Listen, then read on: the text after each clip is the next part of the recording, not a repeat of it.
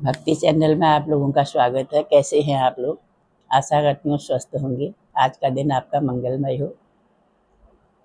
एक छोटा सा दृष्टांत सुना रही हूँ। सत्संग पर जिसका विश्वास होता है उसकी महिमा बता रही हूँ। एक बार एक डाकू था, चोरी करता था। सारा जीवन उसने चोरी करने में बिताया। लास्ट समय में जब उसका लास्ट समय आ गया तो उसका एक बेटा था। उसने बेटे को अपने पास बुलाया, कहा बेटा आज मैं तुमको एक सीख दे रहा हूँ, उसको अच्छे से सुनो। क्या सीख? बेटे ने पूछा।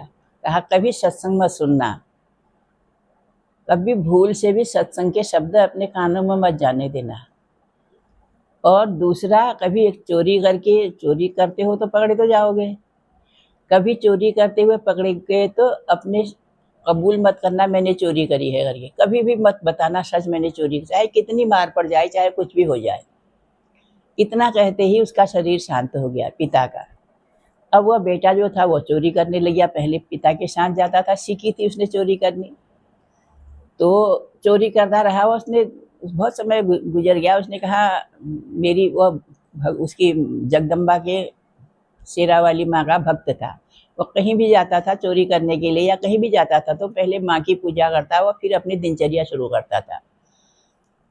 तो चोरी करने गया तो उस दिन जब बहुत दिन हो गए पकड़ा नहीं गया, उसको विश्वास हो गया मेरी माँ की कृपा हो गई मुझ पर, अब मैं पकड़ा नहीं जा रहा हूँ। तो उसने राजा के महल में डाका डालने की सोची। राजमहल में जब वो डाका डाल के बाहर आ रहा था तो सैनिकों ने देख लिया, उसे पकड़ लिया। उससे राजा के पास ले गए। राजा ने कहा इसको पिटाई करो, अपने आप बता देगा। खूब पिटाई हुई उसकी, खूब पिटाई हुई तो उसने फिर भी नहीं बताया सच, क्योंकि पिता का वचन था। पिता को उसने वचन दिया था, ठीक है नहीं सच नहीं बोलूंगा मैं। तो जब राजा के सैनिक हार गए, उन्होंने कहा नहीं बताएगा, ऐसे मर जाएगा, इतनी मार खा दी इसने, मर जाएगा, आप पर इल्जाम लग जाएगा।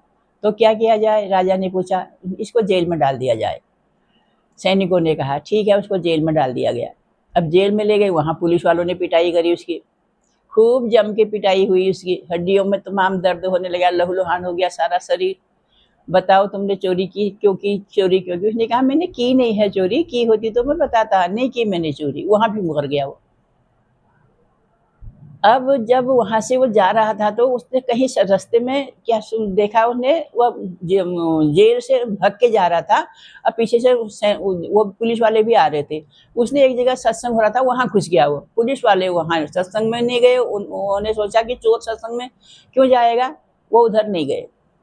तो वह सत्संग में उसके पिता ने कहा था सत्संग मत जाना, अगर सत्संग के शब्द कानों में भी पड़ गए तो बहुत नुकसान हो जाएगा तुम्हारा, कान बंद कर लेना अपने।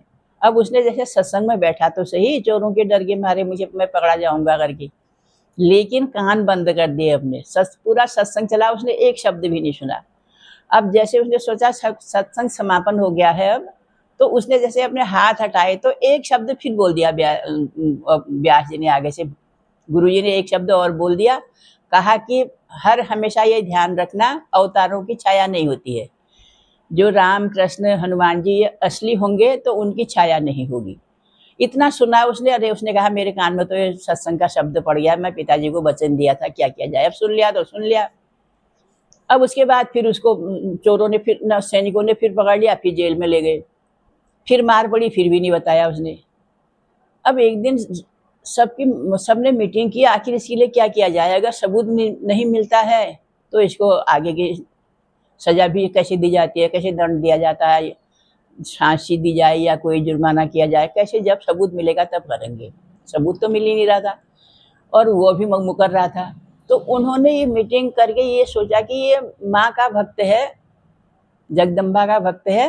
तो एक लड़की को बुलाया, उसके 8 हाथ बना के अष्टभुजाधारी उन्होंने माँ बना दी और शंख चक्र गदा पद्म डुप्लीकेट लाके उसके हाथों में सजा दिया। अब ऐसी लग रही थी और जैसे सजीव माँ सच में खड़ी है आगे से। अब उसको जब सैनिक पकड़ के ले गए, वो जेल में तो जा रहा था, तो उसने कहा 1 मिनट, 1 मिनट कहा उसने। उसके देखा हुआ लड़की को उन्होंने जानबूझ के उसके सामने खड़ा कर दिया। किसने? सैनिकों ने। वो हाथ जोड़ के नतमस्तक हो गया, कहने लगा माँ मेरी रक्षा करने के लिए आप आ गई हो यहाँ। तो उसमें से जो लड़की थी वो बोली, उसने कहा हाँ आ तो गई हूँ, अब तूने चोरी क्यों की मुझे बता, औरों को तो तू नहीं बताया, लेकिन मैं तेरी माँ हूँ, मेरी तो पूजा करता है, मुझे तो सारा तेरा पता है, कितने पैसे चुराए, कितना माल था राजा के यहाँ और तूने कहाँ छुपा रखा है, वो सब पता है मुझे, लेकिन तू बता, सच बता दे मुझे, मैं तुझे माफ़ कर दूंगी, क्योंकि तू मेरा भक्त है, मैं किसी को नहीं बताऊंगी। तो जैसे ही वो मुंह खोलने वाला था, हाँ मैंने चोरी की, मैंने वहाँ माल छुपा रखा है करके, ऐसे उसको वो सत्संग के शब्दों की या सब याद आ गए कि असली अवतारों के छाया नहीं होती है। अब उसने देखा इस लड़की की तो छाया है, तो वो चुप हो गया। उसने कहा नहीं नहीं मैंने कोई चोरी नहीं किया, नहीं किया मैंने चोरी। तो इसके वह क्या हुआ कि वह जो लड़की थी उसने कहा ये तो मुझे इष्ट मानता है, अपने मेरी पूजा करता है, मुझे मेरे से झूठ नहीं बोलेगा, नहीं नहीं की होगी इसने चोरी, खाली तुम लोगों ने इसको मारा है, इतना डांट दिया, नहीं तो मेरे से तो एक एक बात कर, अपनी माँ से तो एक एक बात करता है, मैं उसके सामने माँ बन के गई थी और वो मान भी रहा था, वो हाथ जोड़ा उसने, उसने कहा मुझे बचाने आ गई हो, मुझे पहचान भी लिया। तो फिर वह उसको छोड़ दिया गया।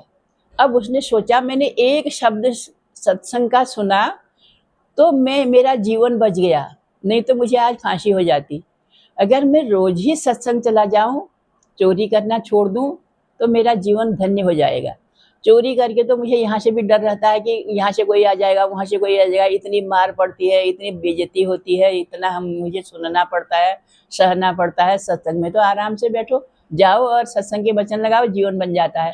मैंने भी कभी सत्संग सुना नहीं, मेरे पिताजी ने सुना, बस उस भगवान की, उस माँ की ये करुणा हुई कि एक शब्द कान में पड़ गया, अवतारों की छाया नहीं होती है।